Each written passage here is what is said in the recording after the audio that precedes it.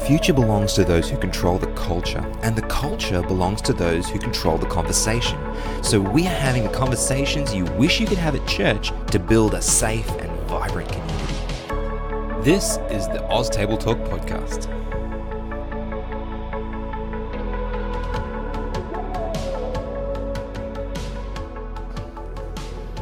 Alright guys, welcome to another episode of Table Talk, and today's episode we're going to be doing another culture versus Christianity series, but it also occurred to us that we've got quite a number of new listeners lately, and so not everyone's going to know who is at the table. So tonight we don't have the full complement, there's only 4 of us instead of 5 as per usual, but I thought it might be good for us just to go around the table and introduce ourselves.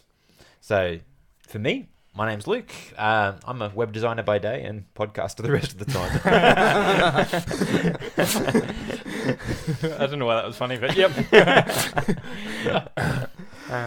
Hi, I'm Ben, and I'm a taxation accountant. By day. Podcaster the rest of the time.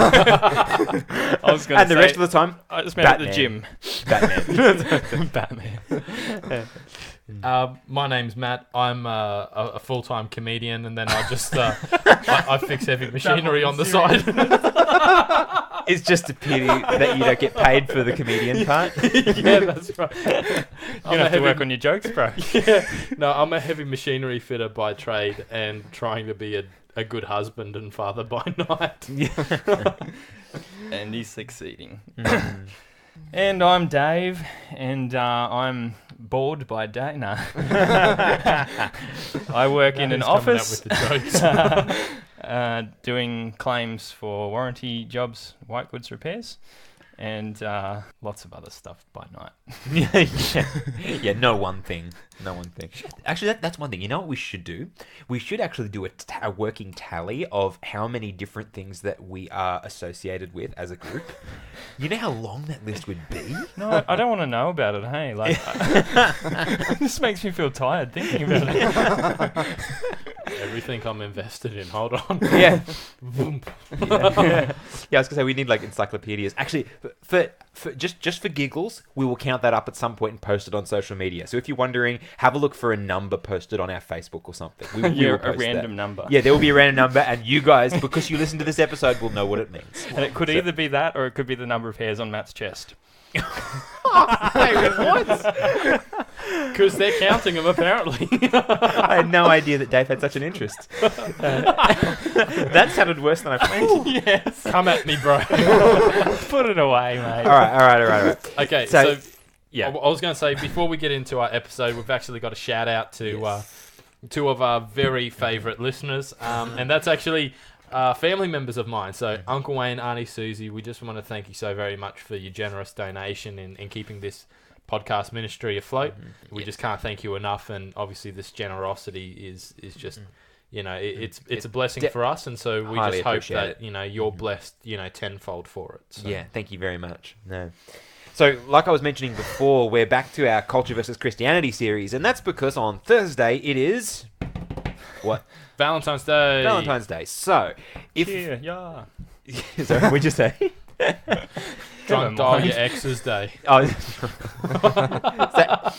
So anyway, Valentine's Day. And basically, this is a big thing in our... It's a big thing in our culture, and I don't think anyone's going to argue with the fact that it's heavily commercialized. But we thought it would be a good opportunity for us to talk about some of these things, right? To talk about love, to talk about what the day stands for, even if not what it's actually used for. Yeah, so you're probably going to get to the end of this conversation and go, oh, hey, there's a couple of really big things they didn't talk about. Like, they didn't talk about probably, the main thing being, like, date culture, like dating culture, and possibly, talking about, like, I guess the sex culture in our environment. But that's quite simply because these topics are just way too big to fit into a short period of time. And so we're just deal not with going them later. Yeah, we're just going to deal with them later. We're going to dedicate episodes to those at some point. That's right. We're putting in the too hard basket. No, I'm kidding. We're putting them in the being deconstructed basket, and we're going to dedicate good episodes to those later. Yeah, that'll be fun, actually. The other thing is, we did try to put it into one episode. This is take 2. Yeah, we failed bad. We've learned from our mistakes. We're coming strong. Yeah, it was the last time round. It was much more like there were 5 guys having 5 different conversations with themselves, and so we thought you didn't want to listen to that because that's what crazy people do. So, so we're back, and hopefully we're going to be on the same page. So, love and infatuation. Yes, good place to start, Ben. Good place to start. Well, before we talk about that, let's just say, for anyone who's listening who doesn't know what Valentine's is about, because let's face it, our podcast goes all around the world, and that is true. I guess Valentine's Day is fairly westernized. So if you're not living in a Western culture and you don't know what Valentine's Day is, brief summary, it's like the celebration of love, essentially, Valentine's Day in our culture. Generally, it means buy lots of chocolates and flowers and make your wife or partner feel like you love them. Yeah, a little bit more than every other day. Yeah. Today we're going to talk about maybe a Christianized perspective on how we could, if not celebrate, at least embrace the holiday, and what it stands for. So that's why love versus infatuation, because oftentimes Valentine's Day is a day of infatuation, whereas obviously from a Christian standpoint, we value infatuation when it has a purpose, but true love is more than infatuation. Infatuation might be a component of true love, but true love is broader. So, yeah, let's talk about that. I think one of the things, just as you were talking there, Dave, you were saying how infatuation is a portion or a part of what true love is, and so that sort of answers the question. But what I was thinking is infatuation alone? Is it bad by definition? It depends on the place it's coming from. So you can look at relationships, break them down into 3 different groups. So the first one, which doesn't really count towards this one, is relationships of kind of business. So the sort of things you would get at work, that sort of thing. You give something, you get something. That's about it. So a transactional model. Exactly. Yep. The second one is based on pleasure. So you enjoy each other's company and you go out, you go have some fun together, but ultimately it's very surface level? Surface level, Shallow. Yeah. The third one is based on mutual admiration. So you admire the person, not how they live, what they do with their life, that sort of thing. So it's the relationship we all have together. We admire... Because that's not weird. Valentine's Day, boys. Sorry, Ben. I know what you mean. Yeah. But it's a positive relationship. That's not founded in something that's transactional or shallow. Or shallow. Yeah. Now you can have the second one and the third one with that.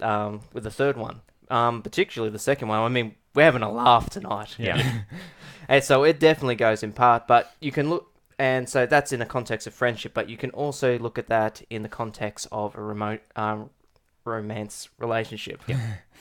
Yeah, and like you say, transactional relationship is also part and parcel of a true love relationship too. So they all work together, but when you have like one spoke, in isolation, it doesn't do very well. Yes, the 3 of them working together holds it. And this is the thing. Anybody that's been in a relationship for a long period of time will know that infatuation evidently at some point burns out. Yeah. And so, common name for it is that puppy love. Yeah, that's right. And so you need to be built on something stronger than that. It's not saying it's a bad thing. In fact, it's a very, very good thing because it allows. I think it's a very important thing because in the earliest parts of those relationships, there's probably a good part of needing to look past some of the differences, so you can start, finding that mold that you fit together in. Yes, and I think if you lose it entirely, you lose the direction of the relationship. Think of when God's talking to the 7 churches and he says to Ephesus, you lost your first love, and that's a complaint. It's not like, oh, you've moved on from puppy love, good for you. It's like, hang on, you need to go back there because that was what was energizing the substance of your relationship. So you've got to remember what's the point of the relationship. Yes. And anyone who's been married for a long time knows that you just continually re-spark that. Yes. Yeah, that's right. I mean, it's 3 years marriage gives me all the insight into a long marriage. Yeah. Well, You're a veteran, mate. yeah. I'm sure there are a lot of people that are listening to this that have been married for a lot longer than us at the table. But I think, at least in the small sample that we have experienced, then we see that there is that rise and fall to that. But what stays constant is the rest of the factors. Like the rest of that third kind of relationship that you're saying, where you have an admiration for the person, the individual, the character that they have, and that commitment that you have to that person. Mm-hmm. So, but anyway, I think we're probably going a little deeper than I meant to go in that. So direction. You asked the question: is infatuation necessarily a bad thing? We're answering that as a no, and we'd probably say, I would probably say, there is a sense in which God is infatuated with us. And so that would be a really He tells us he's a jealous God. Yeah. And that, when you think of people that are jealous in relationships, while that is, generally perceived as a toxic element, but, God's meaning this in a more wholesome way. Like, hey, no, I want your 100%, attention kind of thing. Yeah. Yeah. So in contrast, true love, like we've been saying, is kind of made up of lots of things. It's not one-dimensional. It's certainly multi-dimensional. And so what would be some of those elements, just to put some flesh around it, that make up true love? I would say commitment. So having a decision that you're going to stick to regardless of emotion. Yeah. And so why should we celebrate commitment? Because without it, what a horrible world we'd live in. Yeah. And so, particularly given our culture, commitment's gone down the drain, largely in the culture today. So, let's celebrate commitment. Yeah, absolutely. I mean, you just look at, the statistics for marriages and how they end and at what rate they end, but there's no statistics for other relationships, right? And so that's only going to be a whole lot worse. So our culture has, I'm gonna come out and say this, I think our generation and younger particularly have an incredible fear of commitment. Mm-hmm. And I think that commitment is one of those things that make true love true love. And so if we are dealing with a generation of people who fear that, then of course we're going to be having epidemic levels of relational breakdown. Yeah. I think another quality of true love is that true love is selfless. Yes. And in the common Valentines celebrations of, buying chocolates and flowers, that's all well and good. And it's not like, well, don't do those things, because it's like when Jesus comes to the Pharisees and he's like, well, don't stop, tithing your mint and your cumin or whatever. But, also observe the weightier matters of the law, guys. Like, you missed the point. That's do that. Bit superficial. Yeah, do that, but also do this. So, we'd probably class, the flowers and the chocolates in the same category. Certainly do bestow those tokens of affection, definitely. But true love is greater than that. It's about putting your needs aside. It's very easy to get your wallet out and buy a bunch of flowers for somebody. Yeah. But it's much harder to put your needs aside, and be like, actually, I feel really tired tonight, but I'm gonna go and do what they need me to do anyway, because I love them. And I think so. True love certainly would go the extra mile for one's spouse. Yeah, potentially it might be, guys, if you're coming home from work on Thursday, don't just pick up flowers on the way home, but when you get home, offer to cook dinner. You're exhausted. We've been at work all day and things like that. And that's not obviously, making generalizations that the women are at home and not working and things like that.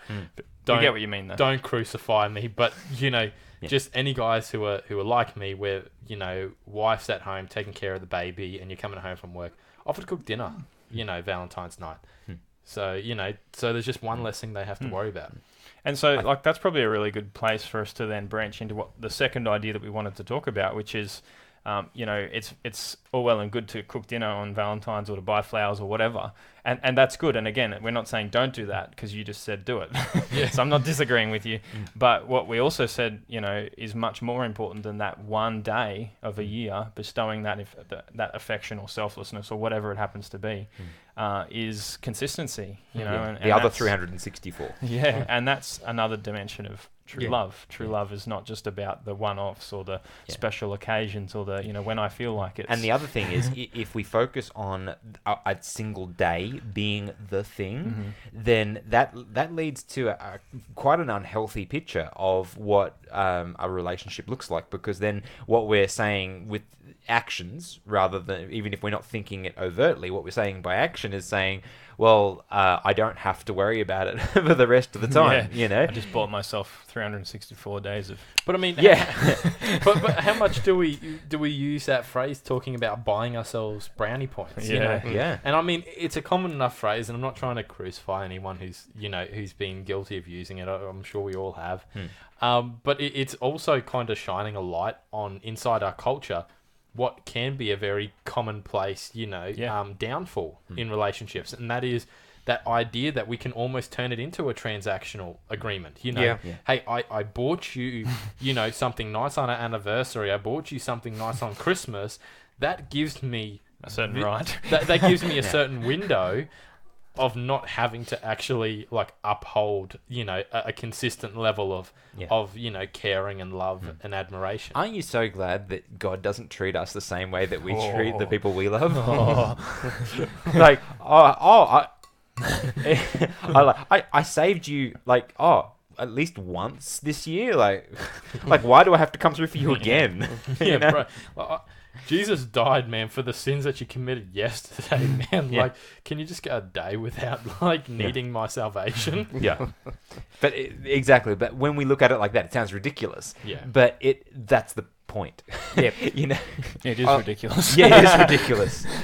So ultimately, it's not one day that matters. So what matters is what you do from day to day and how you actually live your life. Yeah. That's really the key difference of true love maturing from infatuation. Because infatuation, based on itself, look at any dictionary meaning, it's talking about a short, intense, kind of relationship. And we're talking about maturing into something more. Well, if your infatuation with your partner is maturing into a full, mature relationship, true love, then, and I'm not saying the temptation's not there to slacken up, okay? Because I can raise my hand and be like, yep, I've been guilty of that, I mean... We won't ask Brie, it's but okay. Short story, my wife had just given birth to to our son. And the very next day, I felt so drained and I couldn't be bothered to try and help her as much as I really should have. And she's the one who's just pushed the kid out. I was just in the room and I'm just like, I'm done. I can't do it. I need 24-hour break, people. But obviously, you kind of go, well, get over yourself. She's up there up at the hospital with a baby. You need to be there responsible for both of them. Yeah. So Absolutely.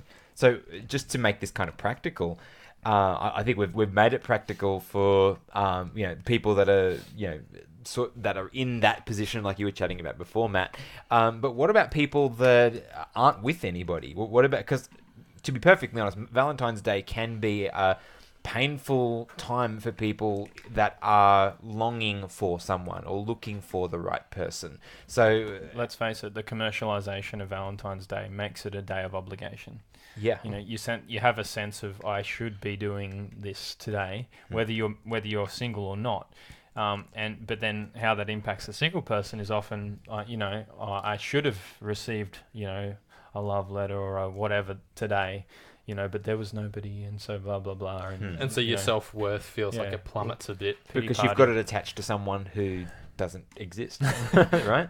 Yeah. Well, because the culture has told you should have someone. That's right. Which is not necessarily the case, right? Yeah. It's not necessarily the case that everybody should always have someone. There's a preparation time before a relationship is best. So just because you don't have someone doesn't mean you're a bad person. No. And I've certainly had the thoughts on that line. I find myself single this Valentine's Day, so I've been thinking about it myself. And the thought is, the best thing you can do for your future partner is work on yourself until you meet them. So this Valentine's Day, if you find yourself single, work on yourself, get yourself into a good place, because it's kind of a gift that you can give your future partner. That's a nice way of looking at it, because when we do make the most of ourselves, because I know for me there are several things or qualities or things that I wish I had have worked on in my own character before I got married, that I look back on now and think, I could have made my life a lot easier if I had have got X, Y, and Z sorted out before I got into a relationship. Because and your wife would have thanked you as well. Absolutely. And so now, because I love Sarah, I can look back and say, I wish I could have done that. But But in saying that, you shouldn't completely discount it, because it's allowed for you guys to have the journey that you have had. Yeah, absolutely. And that got to where we are now, and I'm grateful for that. And so in that sense, I wouldn't change it. I'm just saying this by way of encouraging others who find themselves in that position, hopefully that they realize they have an opportunity. That's all I'm meaning. So be the best you. Yeah, exactly. Another way to look at it. But you bring out a good point, man. I want to put a underline there, to say that if you are in a relationship and you're coming up to Valentine's Day and you're actually outside of all the areas that we've spoken about, maybe you're looking at your relationship and going, this thing is busted and why am I in it? Don't give me funny looks. You touched that time bomb by yourself, brother. That's fine. Happy to. So the point that I want to make is, if you're in those shoes, I don't know what your situation is, so I'm not going to pretend like I'm God and say you should do X, Y, or Z. But what I'm saying is, if you find yourself in a position that you don't like, for whatever the reason that it is, think about how it can be improved. Don't just think that necessarily the first reaction is to say, well, I'm going to find someone else who is going to make me happy, because chances are that's not necessarily going to work the way you think it is. So just be careful about the decisions that you make. Don't make any in haste, but seek God for all of them. I think that's the key for all of this. Yeah. So I guess we want to sign off. We want to wish all you lovebirds a crazy Valentine's Day. All you single people, tweet, tweet. You enjoy your rom-coms late at night with your bucket of Ben and Jerry's ice cream. We ain't judging. Send us pictures. We'll be keen to cheer you on from the sidelines. So better still, maybe they should read the love letter that God left them. All that. Yeah. But that is good advice for us to close on.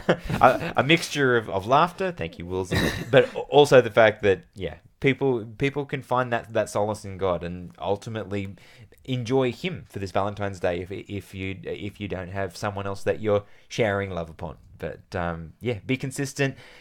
Seek true love and not just infatuation, and we hope to catch you guys next week. Ciao. Catch you later. Bye. And that's the end of another episode. Just before I head off, I want to encourage you to go over to our page on Facebook and also our account on Instagram and follow us there, because that is where we interact with our listeners, and we would love for you to enter in and join the conversation. Also, while you're signing up, I would also recommend signing up to our mailing list on our website, oztabletalk.com.au. If you do that, you will receive our exclusive content, because occasionally we do release exclusives and they only go out to our mailing list. So I would strongly recommend you go and sign up for that. If you have a few more minutes to be one of the most amazing listeners on the planet, you can go over to iTunes or wherever you get your podcasts and leave us a review, because reviews help us to grow and they help other people to find us. So if you want to help us reach those goals, please jump in and give us a review. The final message that I'd like to leave you with is to let you know about our Patreon account. Now, Patreon is a way for creators to get paid for creating, and ultimately what we do does cost money to get us hosted and have the services that we need to run the podcast. And so if you'd like to help us do that, jump over onto patreon.com/OzTableTalk, and you can give anything from even $1 a month upwards. But at different levels, there are different benefits, different rewards that we want to give you just to say thank you for being an amazing supporter of ours. If you can't afford that, we would just gratefully accept your prayers, because that is what our ministry runs on. And so with that, I will leave you to your day, and thank you so much for listening to this episode. We look forward to seeing you guys next week.